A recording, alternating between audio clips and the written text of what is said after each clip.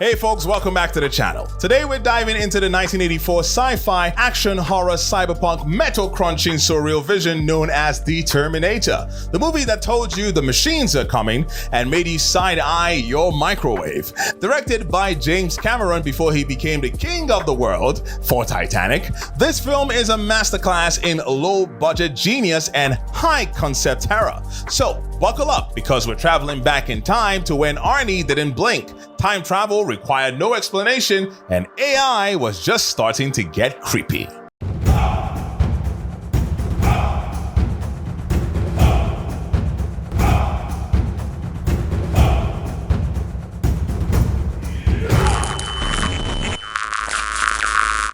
Let's rewind to early 1980s. James Cameron, at the time, was just a guy who directed Piranha 2: The Spawning. Yes, that's a real thing. He was broke, unknown, and holed up in Rome. He got food poisoning, passed out, and had a crazy dream of a chrome skeleton emerging from fire. Normal dreams include flying or teeth falling out, but Cameron, he dreamed cinematic history. That dream became the seed for The Terminator. Now, the studio suits weren't sold immediately. Shocker. So Cameron went rogue. He wrote the script, sold it for $1 to Gil and Hurd on the condition he would direct it. Bold move, and it paid off big. Orion Pictures came on board with a modest $6.4 million budget. Not bad for a movie that would change sci-fi history forever and give us one of the most quoted lines of all time. You know the one. Now, before I get into what The Terminator is all about, a spoiler alert is in full effect. Alright, in this movie, a killer robot from the future, because why not, lands in 1984 Los Angeles with one mission: terminate Sarah Connor before she can birth humanity's savior. Meanwhile, Kyle Reese, a time-traveling soldier with serious hero vibes, shows up to play bodyguard. The Terminator, lacking subtlety, starts wiping out every Sarah Connor in the phone book and a few unlucky bystanders, like it's playing the world's deadliest game of Guess Who. After a chaotic nightclub shootout, because romance is dead but the Terminator isn't, Sarah and Kyle go on the run, stealing cars and dodging murderous cyborg in a cop car. Kyle drops the mother of all exposition bombs. Skynet, an AI with serious daddy issues, nukes the world, and Sarah's future son leads the resistance. The Terminator? Just Skynet's way of saying, let's erase this problem before it starts. Oh, and the robot can literally sound like your mom and has a metal skeleton under its human suit, because regular assassins are so last century. For the casting, Arnold Schwarzenegger wasn't the first choice, believe it or not. He was originally considered for Kyle Reese instead. Yep, the human guy. O.J. Simpson, yes, really, was considered for the Terminator, but producers thought he seemed too nice. History, you iconic beast. Eventually, Cameron saw the potential in casting Arnie as the Terminator, a literal mountain of muscle with limited dialogue and maximum threat level. But let's be real, it was perfect. Arnie didn't need to talk. He just needed to walk, stir, and look like he could bench press your house. Linda Hamilton as Sarah Connor? Iconic. She started the movie as your everyday waitress next door and ended up as a gun-toting legend.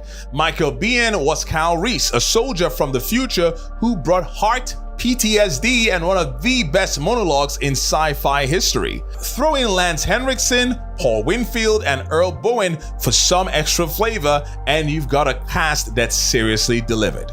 Behind the camera, Cameron wrote the script alongside Hurd with some help from his buddy William Wisher. The initial outline of the script involved two Terminators being sent to the past. The first was similar to the Terminator in the film, while the second was made of liquid metal and could not be destroyed with conventional weaponry.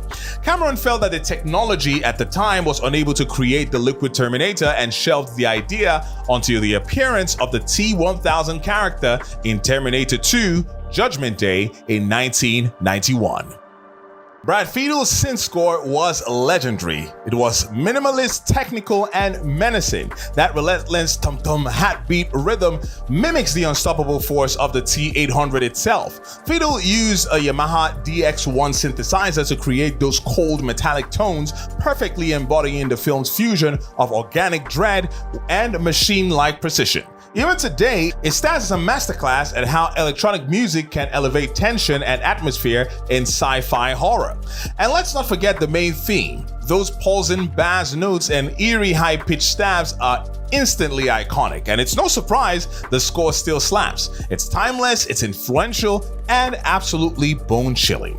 Orion Pictures, at that time, had about as much faith in the Terminator as a skeleton crew on a sinking ship, but they were convinced it would bomb than Skynet's Judgment Day. The actor's agents practically begged them to let critics see it, but Orion only set up one measly press screening, probably while sweating bullets. Then, boom, opening weekend, $4 million, straight to #1. It held the throne for 2 whole weeks before Oh God, You Devil, yes, that cinematic masterpiece, dethroned it. James Cameron, ever the humble king, shrugged it off like, hey, better to rule the post-summer wasteland than drown in Christmas blockbuster chaos.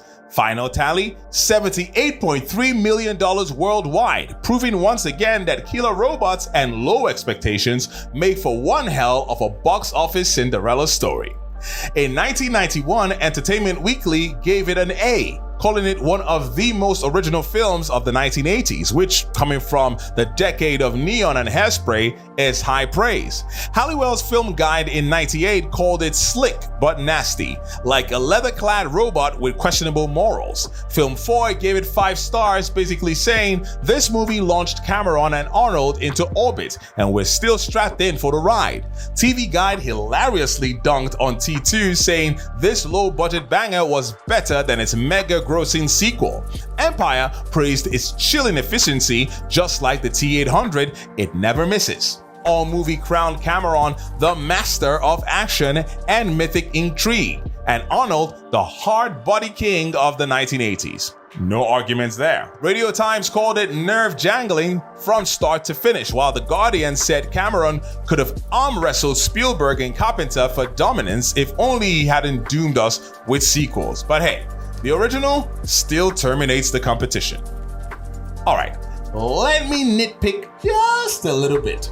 The stop-motion effects, bless their 1984 hearts, do look a bit janky now. Some of the dialogue, kinda cheesy, and the tech timeline is hilariously dated. In 2029, they're still using CRT monitors, but that's part of the charm, I guess. The Terminator feels like a gritty 80s noir action horror, and honestly, the rough edges does make it a bit more lovable. It doesn't hold your hand, it throws you into a chase and dares you to keep up. So, are you ready for some trivia? Arnie only has 14 lines in the entire film. 14, and yet he dominates the screen like he owns the timeline. Linda Hamilton sprained her ankle before shooting started, meaning every run, every leap, every dive was done in pain. Hardcore. Michael Biehn himself almost didn't get the role because of his Southern accent. He had to re-audition to prove Kyle Reese wasn't from Alabama. And here's a wild one. The final showdown in the factory, they shot that guerrilla style, sometimes without permits. Cameron went full indie film rebel, and it worked because of the chaos. This is one of the reasons I still love film and filmmaking in general. Let's be honest, the Terminator didn't just birth a franchise, it reprogrammed sci-fi as we knew it. This was no large blaster space opera, it was gritty, grounded, terrifying. It blended slasher horror with tech paranoia. And Sarah Connor, she paved the way for badass female leads. The film launched 6 sequels and spin-offs. No, let's be real, nothing touches T2. And most fans pretend Genesis was just a bad dream induced by too much Skynet juice. And let's not forget the cultural footprint. I'll be back. These lines aren't just lines, they're catchphrase royalty. Everyone from Rick and Morty to Family Guy has referenced the Terminator. It's part of our pop culture DNA now. So, Here comes the obvious question. Does the Terminator still hold up today? You bet your Skynet resistant boots it holds up. The themes of AI, surveillance, humanity's reliance on tech, more relevant now than ever. Siri might not whack you yet, but we're getting uncomfortably close. From the pacing to the performances, The Terminator is still a clinic on how to do sci-fi thriller right. It doesn't waste time, it doesn't over-explain, it respects the audience's intelligence and fear of machines. Watch it today, and it still grabs you by the collar and says, so, there it is, the humble little film that became a legend, The Terminator. It may have come from a fever dream, but it woke up the whole sci-fi world. James Cameron crafted a tight, terrifying tale that still stands tall today, steel skeleton and all. If you like this deep dive, please do like, share, and subscribe to Movie-Matic, and please drop your favorite Terminator line in the comments. And remember, I'll be back. And so will you, please, for more awesome content right here.